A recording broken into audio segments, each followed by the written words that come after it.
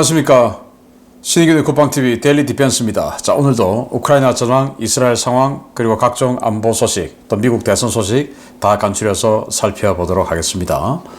전쟁이 길어지다 보니까 정말 별 희한한 일이 다 벌어지고 있습니다. 러시아군이 한 400명 넘는 병력, 대대급 병력이죠. 이 대대급 병력을 한꺼번에 우크라이나군에게 제물로 갖다 바친 이런 황당한 일이 발생을 했는데, 전쟁이 길어지다 보니까 이 지휘관들이 정신이 좀 혼미한 것 같습니다. 어떻게 이런 일이 벌어질 수 있는지, 그리고 여기에 사용된 우크라이나 무기가 이 전쟁 중에 개발 양산한 그런 최신 무기라고 하는데 어떤 내용인지 보도록 하겠습니다. 정보 브리핑 먼저 하겠습니다.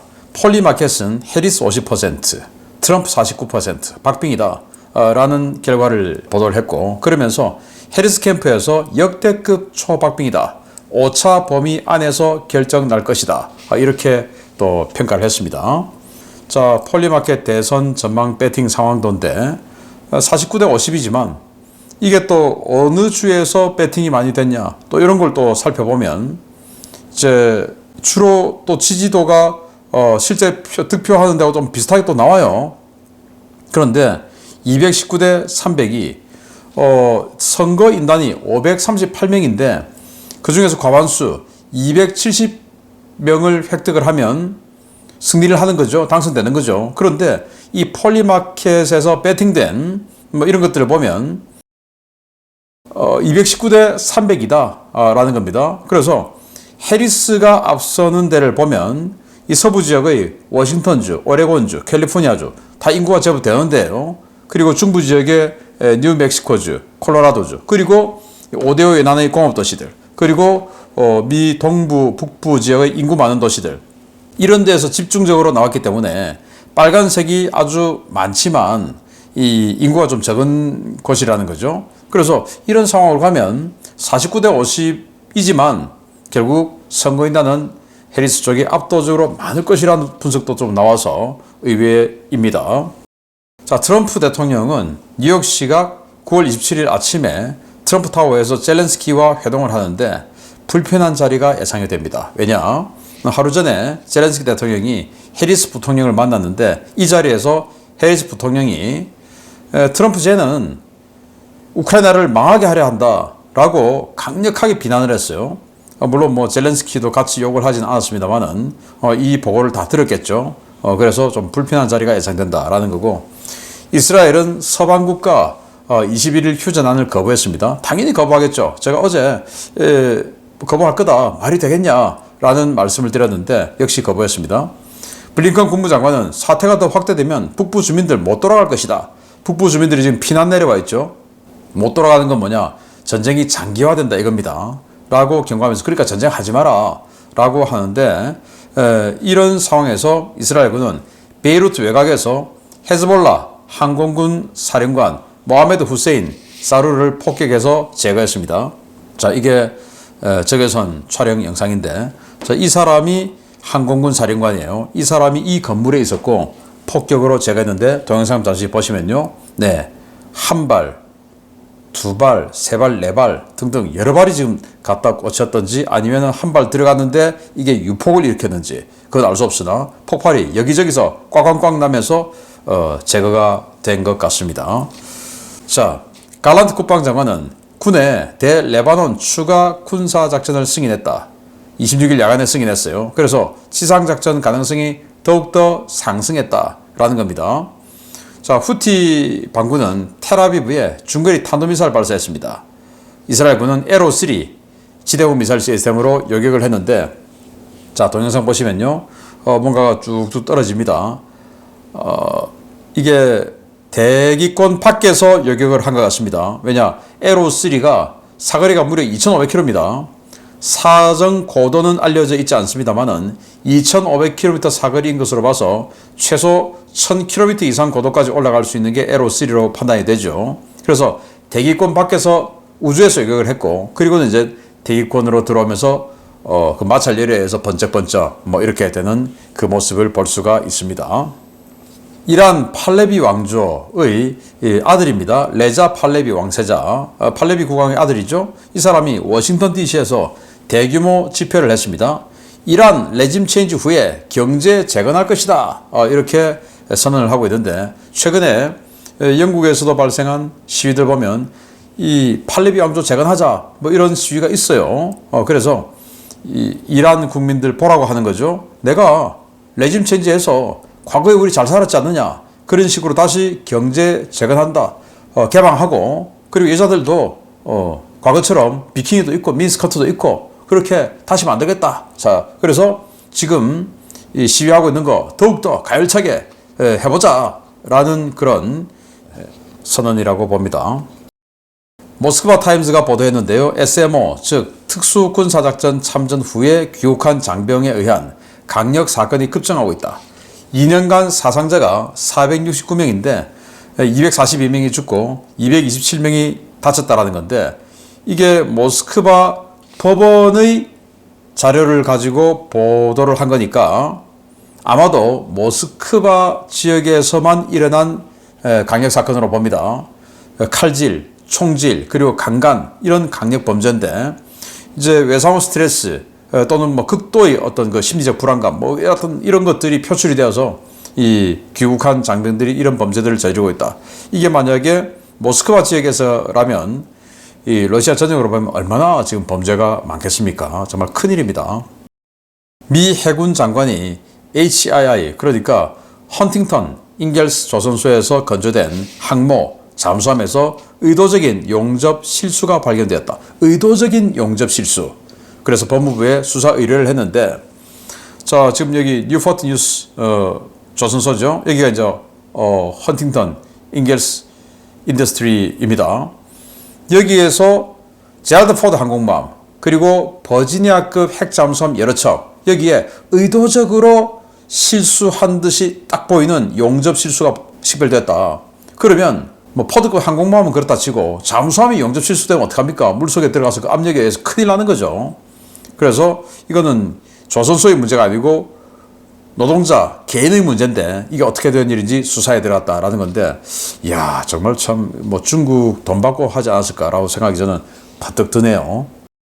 러시아 태평양 함대 탄도미사일 추적함이 라페르스 해협을 통과했습니다.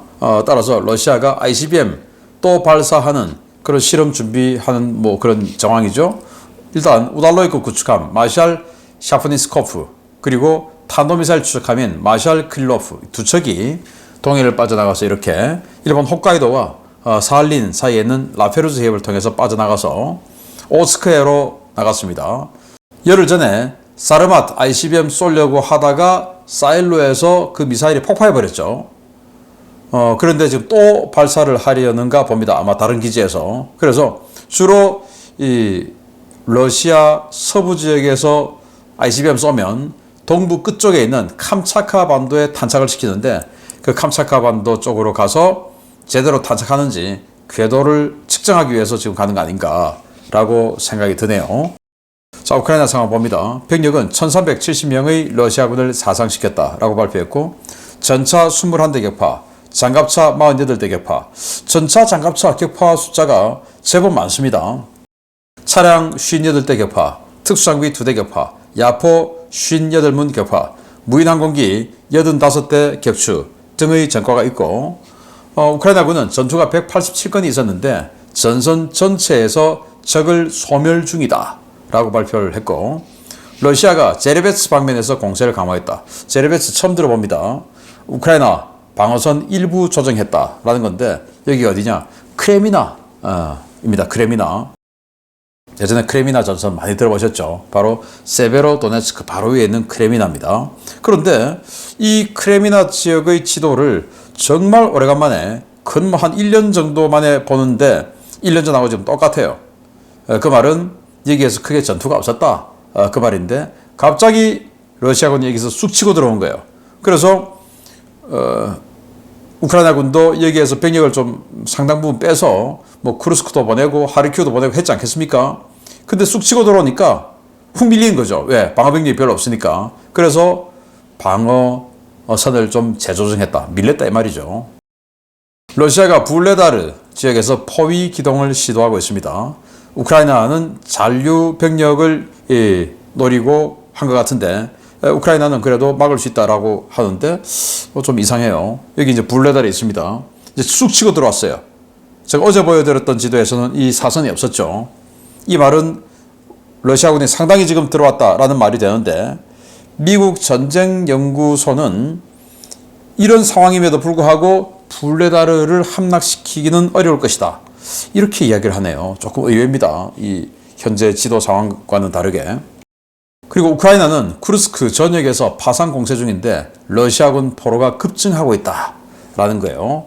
쿠르스크, 여기가 진작에 들어갔던 쿠르스크, 그리고 세임강 이남의 쿠르스크, 여기에 고립되어 있는 러시아군을 지금 포위 섬멸 중이죠. 여기 보면 러시아군이 지금 항복자가 계속 나오고 있다라는 지금 사인이 있네요. 지금 포위를 다 해버렸습니다. 여기는 뭐 항복을 안 할 수가 없겠네요. 그리고 이 지역에서는 우크라이나가 러시아의 탱크를 6대를 격파했다라는 사인까지 나옵니다. 저건 이제 드론으로 다 격파를 했다고 합니다. 그리고 계속 여기 세임강으로 건너려고 하는 러시아군을 폰톤 브릿지, 이 공병들이 다리를 깔고 있는데 계속 지금 깨고 있다. 그래서 못 건너게 하고 있다라는 거고, 자, 이 지역에서는 우크라이나군이 특수부대원들이 계속 지금 쭉쭉쭉쭉 진출해서 확장해 나가고 있다라는 것들을 지금 도식을 해놓았습니다. 이 지역 상황 보면 뭐 우크라이나가 상당히 우세한 이런 모습들을 볼 수가 있습니다. 에너고아톰, 그러니까 우크라이나 국영 에너지 기업이에요. 여기에서 리우네 원전에 러시아 드론이 접근해서 위협을 했다라는 건데, 이 리우네 원전이 그저께 젤렌스키가 원자력 발전소 3개를 추가로 공격하려고 하는 정황이 있다라고 말한 것 중에서 제일 서쪽에 있는 거예요. 여기를 지금 이렇게 드론이 초저공 비행해서 들어왔는데 완전히 난리가 났겠죠. 그런데 여기가 만약에 재앙이 발생을 하면 폴란드가 위험하죠. 폴란드하고 가까우니까. 그래서 나토가 긴장하고 있다라는 상황이고요. CIA는 우크라이나가 장거리 공격을 허용해서 장거리 공격하면 러시아의 강력 대응 유발, 그러니까 이 강력 대응은 러시아가 나토 국가를 공격할 수 있다. 그래서 이 우크라이나에게 서방제 무기로 이 중심 지역을, 러시아 본토 중심 지역을 공격하는 거, 이거 조금 우려스럽다, 이렇게 CIA가 보고서를 만들었습니다. 보고서가 별로 마음에 안 드네요.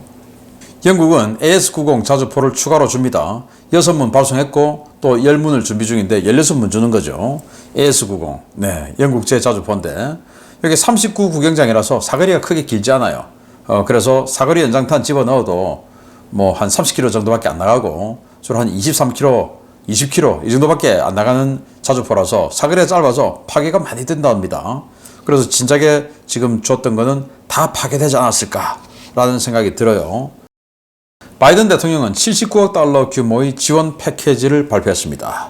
자, 이렇게 유엔 총회차 뉴욕에 방문해서 바이든 대통령 만나고 하는데, 그 7억 9천만 달러 중에서 5억 5천만 달러치는 대통령 인출 권한에 따라 목록을 작성 중이다. Presidential Throwdown, 그러니까 지금 현재 미 국방부 군 창고에 있는 거 바로 꺼내주는 거, 지금 바로 준다는 거.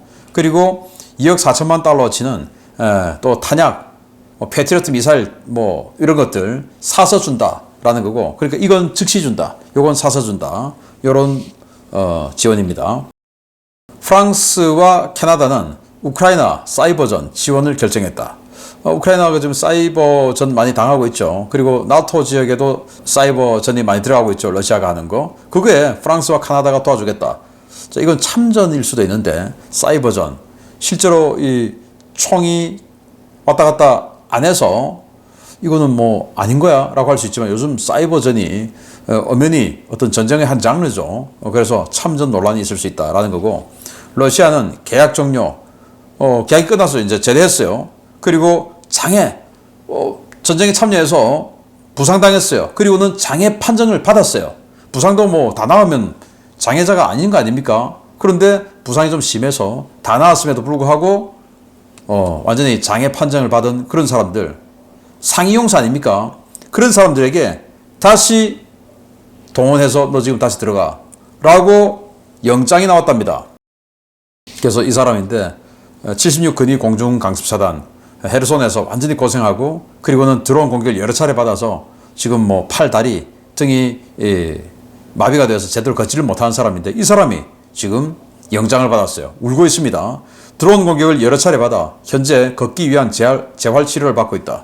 왼팔과 손이 부분적으로 마비되었고 거동이 불편해 장애 판정을 받았지만 군의료위원회는 내가 동원 임무 수행에 적합한 상태라며 소집장을 발부했다.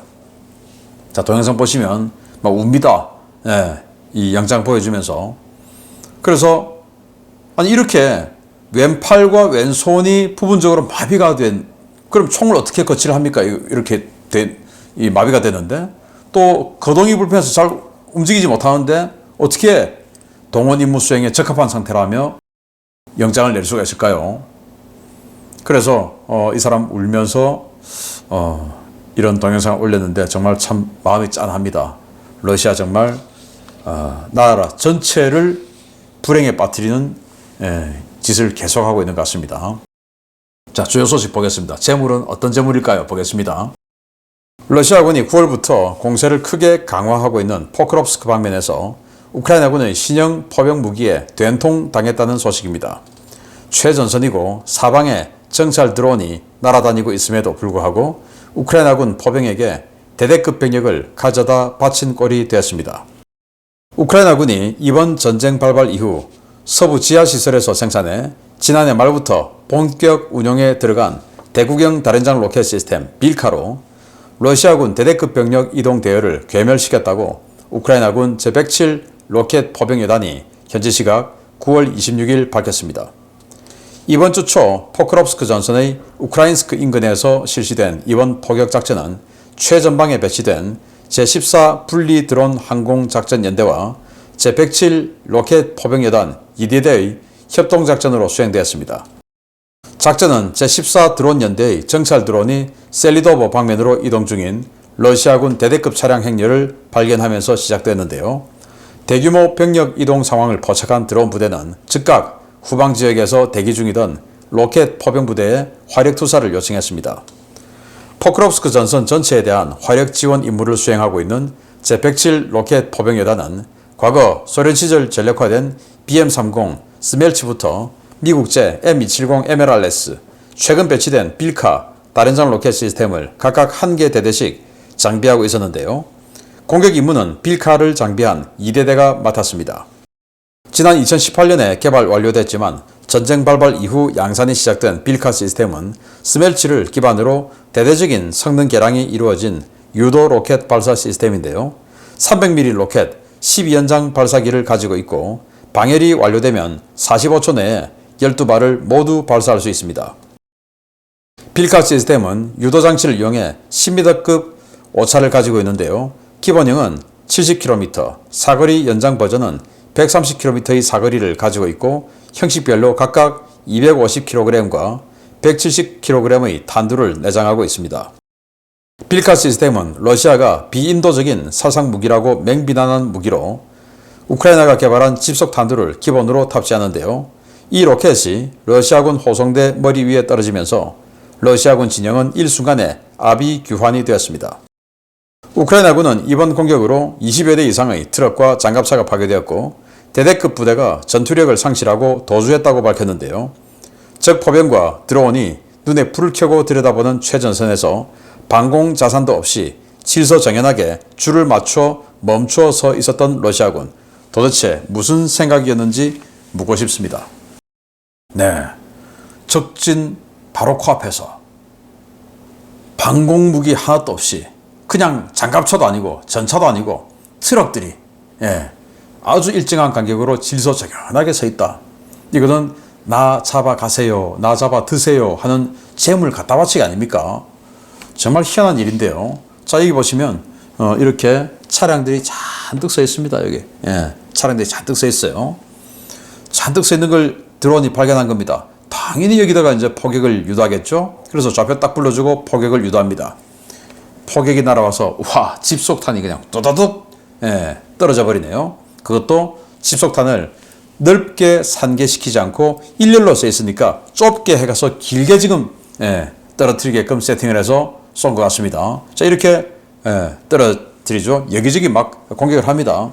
그러니까 맞고 폭발하는 차량도 나오고 뭐 이렇게 되는데 이거 동영상 한꺼번에 한번 보시겠습니다.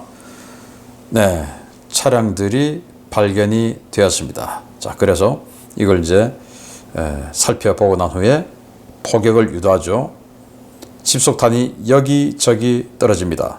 호수에 떨어지기도 하고, 네, 그래서 그건 뭐 실패탄이고요.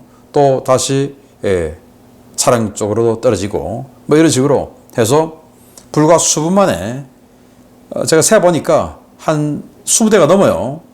20대 넘는 트럭이 장병, 군인 호송 트럭이에요. 이 20대 넘는 트럭이 그냥 다 괴멸돼 버렸어요. 자, 그러면 한 대에 20명만 타고 있어도 20대면 400명, 20대 넘으니까 뭐 450명 뭐 이렇게 안 되겠습니까?